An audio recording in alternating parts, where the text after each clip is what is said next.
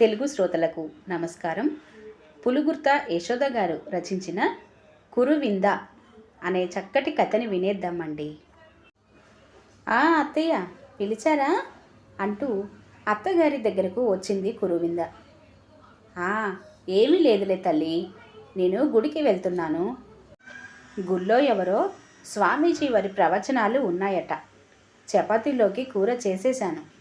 ప్రొద్దుట చేసిన తోటకూర పులుసు, కంది పచ్చడి ఉన్నాయి. ప్రమోద్ అన్నం తింటానంటే కాస్త బంగాళదుంపలు వేయించు. ఆఫీస్ క్యాంటీన్లో రోజు ఏమి తింటాడో ఏమో కానీ ఇంటికి రాగానే ఏమి కూరలు చేశానో అనుకుంటూ గిన్నెలు మూతలు తెరిచి మరీ చూస్తాడు. వాడికి తోటకూర ఆవపెట్టి చేసిన పులుసు అంటే మరీ ఇష్టం. దానిలోకి కాంబినేషన్ కందిపప్పు పచ్చడి ఉందంటే అసలు ఊరుకోడు.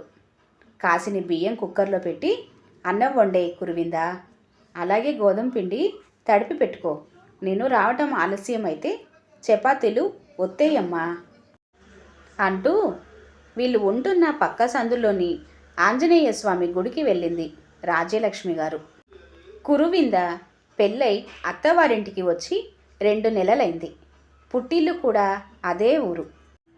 ఇంజనీరింగ్ పాస్ అయి ఉద్యోగ ప్రయత్నంలో ఉండగా అనుకోకుండా తెలుసున్న వారి ద్వారా పెళ్లి సంబంధం వెతుక్కుంటూ రావటం మంచి సంబంధం అనుకుంటూ కురువింద తల్లిదండ్రులు కూతురికి పెళ్లి చేసేయడంతో ఉద్యోగ ప్రయత్నానికి తాత్కాలికంగా వాయిదా పడింది. కురువింద పుట్టింట్లో చాలా గారాబంగా పెరిగిన పిల్ల. తల్లి కురువిందని వంటింట్లోకి కూడా రానిచ్చేది కాదు. అయినా అవసరం లేదు వారికి. ఇంట్లో వంట మనిషి ప్రొద్దుటే వచ్చి సాయంత్రం వరకు వీళ్ళ ఇంట్లోనే పని చేసే పనమ్మాయి ఉండగా ఏనాడు కాస్త కుక్కర్ కూడా పెట్టే అవకాశం రానేలేదు కురవిందకు. కురవింద తల్లికి అతిశయం జాస్తి. వంట రాకపోతేనేమి, అయినా అదేమైనా గొప్ప విద్య? నెట్లో చూస్తూ అన్నీ చేసేయొచ్చు. అవసరం వస్తే తన బంగారు తల్లి ఆ మాత్రం మేనేజ్ చేయలేదా అన్న నమ్మకం అంతే. కానీ ఇక్కడ కురువింద అత్తగారింట్లో అంతా విరుద్ధమే. వంట మనిషిని పెట్టుకోగలిగే స్తోమత ఉన్న రాజ్యలక్ష్మి గారికి అన్ని పనులు తనే స్వయంగా చేసుకోవాలన్న ఆరాటం ఎక్కువ. మామూలుగా పని మనిషి ప్రొద్దుటే వచ్చి అన్ని పనులు చేస్తున్నా ఈవిడ కొన్ని పనులను పని మనిషితో చేయించదు. గిన్నెలు తోమాక తిరిగి గిన్నెలు ట్యాప్ వాటర్ దగ్గర మరోసారి కడుక్కుంటారు ఆవిడ. వంటగది, దేవుడి గది, అలాగే వంటగట్టు అన్నీ స్వయంగా ఆవిడే శుభ్రపరుచుకుంటారు. ప్రొద్దుట కాఫీలు, టిఫిన్లు, మధ్యాహ్నం వంట, రాత్రి డిన్నర్ అన్నీ ఆవిడే తయారు చేస్తారు. ఇంట్లో ఎవరేమి తింటారో తెలుసు కనుక ఆ ప్రకారం చకచకా చేసుకుంటూ పోతారు. కురువిందకు ఆవిడను చూస్తే ఆశ్చర్యం కలుగుతుంది. తన పుట్టింట్లో వంట ఆమె రాకపోతే తల్లి పడే కంగారు గుర్తుకొచ్చింది. బయట హోటల్ నుండి టిఫిన్లు తెప్పించటం, కూరలకు ఆర్డర్ ఇచ్చి రైస్ కుక్కర్లో అన్నం వండటం తెలుసు. తనకేమీ పని రాదు. అత్తగారు మొదటి 3 వారాలు తనకి ఏమీ పని చెప్పలేదు. ఒక 15 రోజుల నుండి చిన్న చిన్న పనులు చెప్పడం చేస్తున్నారావిడ. తనతో ఉండి చూడమంటున్నారు. కూరలు కట్ చేయమనటం, పోపు అవి వేయించి ఇచ్చి మిక్సీలో పొడి లాంటివి చేయమనటం, ఏ పొడులు ఏ ఏ కూరలకు వాడాలో చెప్పటం, కాఫీలు కలపటం, ఇడ్లీ కుక్కర్లో ఇడ్లీలు వేయటం, పెనం మీద దోశలు వేయటం లాంటివి అన్నీ దగ్గరుండి చేయిస్తున్నారు. ఒకసారి ఆవిడ కోడలితో, చూడు కురువిందా, నీ చేత పనులు చేయించాలని నా ఉద్దేశం కాదు. రేపు ప్రమోద్ ఉద్యోగరీత్యా ఎక్కడికైనా బదిలీ అవ్వచ్చు. నీకు వంట వస్తే హోటల్ బాధలు ఉండవు. హాయిగా ఇంట్లో వండుకొని తింటే ఆరోగ్యాలు బాగుంటాయి అనేసరికి అవునంటూ తల ఊపింది కురువింద. కురువింద ఆడపడుచు ఇంజనీరింగ్ 3వ సంవత్సరం చదువుతుంది. ఆ అమ్మాయికి రాని పనంటూ లేదు. కిందటి వారం రాజ్యలక్ష్మి గారు ఒకరు ఎవరో బంధువుల ఇంట్లో పెళ్ళంటూ విజయవాడ వెళ్తే ఆవిడ వచ్చే వరకు ఆ అమ్మాయే ఇంట్లో అన్ని పనులు వంట చేసింది. చకచక వంటింట్లో పెద్దవాళ్ళు చేసినట్లుగా ఎంతో రుచికరంగా వంట చేసింది. దేవుడి దగ్గర దీపారాధన చేయటం, అన్నీ పొందిగ్గా సర్దేయటం అవి చూస్తుంటే తనకంటే 2 సంవత్సరాలు చిన్నదైన ఆ అమ్మాయి చకచకా పనులు అలా చేస్తుంటే కురువింద ఆ అమ్మాయిని చూస్తూ నేనేమి చేయలేకపోతున్నానే అని గిల్టీగా ఫీల్ అయ్యేది. వదినా, ఈ కూర ఎలా ఉందో రుచి చూడవు అంటూ కురువిందను కూడా కలుపుకుంటూ అన్ని పనులు నిర్వర్తించింది. అప్పటి నుండి కురువిందకు తను వంట నేర్చుకోవాలని, అందరికంటే బాగా చేసి అందరి మెప్పు పొందాలనే ఆరాటం మొదలయ్యింది. మొత్తానికి రాజలక్ష్మి గారు గుడి నుండి ఇంటికి వచ్చేసరికి కురువింద చిన్న చిన్న చపాతీలు ఒత్తి జాగ్రత్తగా చపాతీలు కాల్చి హాట్ ప్యాక్లో సర్దింది పొందికగా. ఇది తన మొదటి అనుభవం. మొదట పెద్ద పెద్ద చపాతీలు వత్తబోతే అష్టవంకర్లు వచ్చేశాయి. అందుకే చిన్న చిన్న చపాతీలు ఒత్తి కాల్చింది. అందరూ చాలా బాగా చేశావని, మెత్తగా బాగున్నాయని కామెంట్ చేసేసరికి చాలా గర్వంగా ఫీల్ అయ్యింది. కురువింద భర్త ప్రమోద్ మాత్రం కురువిందని చిలిపిగా ఉడికించాడు. నీవేనా చేసింది? నేను నమ్మననేసరికి రాజ్యలక్ష్మి గారు, నమ్మకపోతే ఏం చేస్తావురా, నీ ఎదురుగా చేసి చూపాలా, పాపం కష్టపడి అన్ని చపాతీలు చేస్తే అంటూ కోడల్ని వెనుకేసుకొచ్చారు. ఒక ఆదివారం నాడు రాజ్యలక్ష్మి గారు కురువింద తల్లిదండ్రులను, తమ్ముడిని వారింటికి లంచ్కు ఆహ్వానించారు. కురువింద తల్లి ఆవిడతో, మా వంటావిడకు ఎలాగూ పనిలేదు, మాతో తీసుకురానా, ఆమె చేస్తుంది వంట, మీకెందుకు కష్టం అనగానే రాజ్యలక్ష్మి గారు, అయ్యో కష్టం ఏమీ లేదు వదిన గారు, ఇంతోటి వంటకు ఆమె ఎందుకు, నేను మా కోడలు మా అమ్మాయి లేమా, అందరం కలిసి 1 గంటలో చేసేయము అంటూ సున్నితంగా తిరస్కరించారు. అనుకున్నట్లుగా కూతురు అత్తవారింటికి తల్లి, తండ్రి, తమ్ముడు వచ్చారు. సాదరంగా ఆహ్వానం పలికారు అందరూ.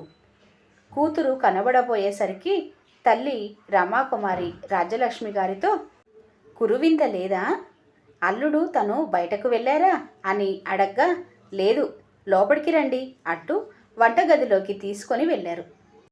పటియాలా డ్రెస్లో తలంటు పోసుకున్న జుట్టుని క్లిప్పుతో బంధించి హడావుడిగా వంటింట్లో మూకుట్లో గారెలను చిల్లుల గరిటెతో అటూ ఇటూ తిప్పుతున్న కూతురుని బుగ్గకు అంటుకున్న గారెల పిండితో చూడగానే ఆవిడ నిర్ఘాంతపోయారో క్షణం. తల్లిని చూడగానే చేస్తున్న పనిని వదిలేయకుండా, అమ్మా ఒక్క క్షణం మా అత్తగారితో మాట్లాడుతూ ఉండు, ఇంకా కొన్ని ఉన్నాయి, అవగానే వస్తానంటూ ఉండు, కాఫీ ఇస్తానంటూ ఒకవైపు గారెలు వేయిస్తూనే మరోవైపున ఫిల్టర్లో నుండి కాఫీ డికాషన్ తీసి పాలు కలిపి వేడి చేసి 2 కప్పుల్లో పోసి తల్లిని ఒకటి తీసుకోమని తండ్రికి కూడా ఇమ్మనమని పురమాయించిన కూతురి వైపు అలాగే చూస్తూ ఉండిపోయింది ఒక్క క్షణం. వంటింట్లో కూతురొక్కతే అన్నీ చేసేస్తుంది, ఇదెలా సంభవం? కూతురికి అన్నం కూడా తనే కలిపి నోట్లో పెట్టేది పెళ్ళి అయ్యేంత వరకు. అటువంటిది గారెలు వండటం, కాఫీ కలపటం అంటే అంటే తన కూతురు చేత చాకరీ చేస్తున్నారన్నమాట ఇక్కడ. ఎంత దారుణం! అల్లారు ముద్దుగా పెరిగిన తన కురువింద బంగారు తల్లి పెద్దదానిలాగా ఇక్కడ వంటలు వార్పులు ఏమైనా వియ్యపురాలిని కడిగి పారేయాలనుకుంది. కూతురు అల్లుడి చేత వేరే కాపురం పెట్టించేయాలన్నంత ఆవేశం పొంగుకు వచ్చేసింది. ముఖం ముడి చేసుకుంది. అందరూ డైనింగ్ టేబుల్ చుట్టూ కూర్చున్నారు. రాజలక్ష్మి గారు కురువిందని తల్లి తండ్రితో భోజనానికి కూర్చోమని చెప్పి ఆవిడ వడ్డన చేయటం మొదలుపెట్టారు. వంటలన్నీ చాలా రుచిగా ఉన్నాయన్నారు వియ్యపురాలు వియ్యంకుడు. మీ పొగడ్తలన్నీ మీ అమ్మాయికే చెందుతాయి నిజం చెప్పాలంటే అంటూ మొత్తం వంట అంతా కురువిందే చేసిందని చెప్పారావిడ. తనని వంటింట్లోకి రావద్దని, తనే స్వయంగా వంటంతా తయారు చేసి మిమ్మల్ని సర్ప్రైజ్ చెయ్యాలని 2 రోజుల నుంచి ఒకటే ఆరాట పడుతుందని వియ్యపురాలి వైపు చూస్తూ చెప్పిందావిడ. కురువింద తల్లి తండ్రికి ఒకటే ఆశ్చర్యం. వెంటనే కురువింద, అవునమ్మా, అసలు అత్తయ్య నా చేత ఏ పని చేయించేవారు కాదు. అన్నీ ఆవిడే చూసుకుంటారు. నేను ఖాళీగా ఉంటూ ఏమీ చేయకుండా కూర్చోవటం నాకు చాలా గిల్టీగా ఉండేది. వంట చేయటం కూడా ఒక కళ అని నాకు మా అత్తయ్యను చూస్తే అర్థమైంది. నా ఇష్టం కొద్దీ అత్తయ్య దగ్గర అన్ని పనులు, వంటలు నేర్చుకున్నాను. నా వంటలు తిని మీరంతా మెచ్చుకుంటూ నన్ను పొగడాలని ఆశపడ్డాను. దాని ఫలితమే అత్తయ్య తాను వంట చేస్తానన్నా నేను ససేమిరా వద్దని బ్రతిమాలి ఈరోజు వంటంతా నేనే చేసి మిమ్మల్ని సర్ప్రైజ్ చేయాలనుకున్నా అని చెప్పేసరికి ఎంతో చేయి తిరిగిన వాళ్ళు చేసినంత రుచిగా తమ కూతురు వంట చేసిందని తెలిసి కురువింద తండ్రి అయితే పొంగిపోయాడు. గారెలు తింటున్న ప్రమోద్, చాలా బాగున్నాయి కురు, క్రిస్పీగా భలే ఉన్నాయంటూ కురువిందను మెచ్చుకున్నాడు. కానీ రమాకుమారి ముఖం మ్లానమైపోయింది. ఇన్ని సంవత్సరాలు సంసారం చేసిన తనకు ఏమాత్రం వంట రాదు. వంట మనిషి మీద లేక హోటళ్ళ మీద ఆధారపడే తను కూతురికి ఏ పని నేర్పలేదు. పని చేసే దౌర్భాగ్యం తన కూతురికి రాకూడదని కోరుకుంది. కానీ కురువింద ఇక్కడ ఎంతో ఇష్టంగా అత్తగారి ద్వారా వంట వార్పు నేర్చుకొని చక్కగా సంసారం చేసుకుంటూ అత్తవారింట అందరికీ తలలో నాలుకలాగా ఉంటుంది. తను ఎంత పొరబడింది. ఇంకా నయం, తను నోరు జారి ఉంటే తనే లోకువ అయిపోయి ఉండేది అందరి దృష్టిలో. ఇటువంటి సందర్భాలలో ఒక ఆడపిల్ల తల్లిగా తను సంస్కారయుతంగా ప్రవర్తించి కూతురికి మంచి బోధించాలని కానీ వారి మనసులలో విషబీజాలని నాటకూడదని పశ్చాత్తాపపడింది. సాయంత్రం వరకు సరదాగా గడిపిన రమాకుమారి వీడుకోలు తీసుకుంటూ తనకంటే ఎంతో ఎత్తుకు ఎదిగిపోయి ఎంతో హుందాగా అత్తవారింట ఆనందంగా ఉన్న తన కూతురిని దగ్గరకు తీసుకొని ముద్దు పెట్టుకుంది. ఈ కథ ఇంతటితో సమాప్తం. కథ కనుక నచ్చినట్లయితే ఒక లైక్ చేయండి, షేర్ చేయండి. అలాగే మరిన్ని మంచి వీడియోల కోసం ఛానల్ని సబ్స్క్రైబ్ చేసుకోండి. ధన్యవాదములు.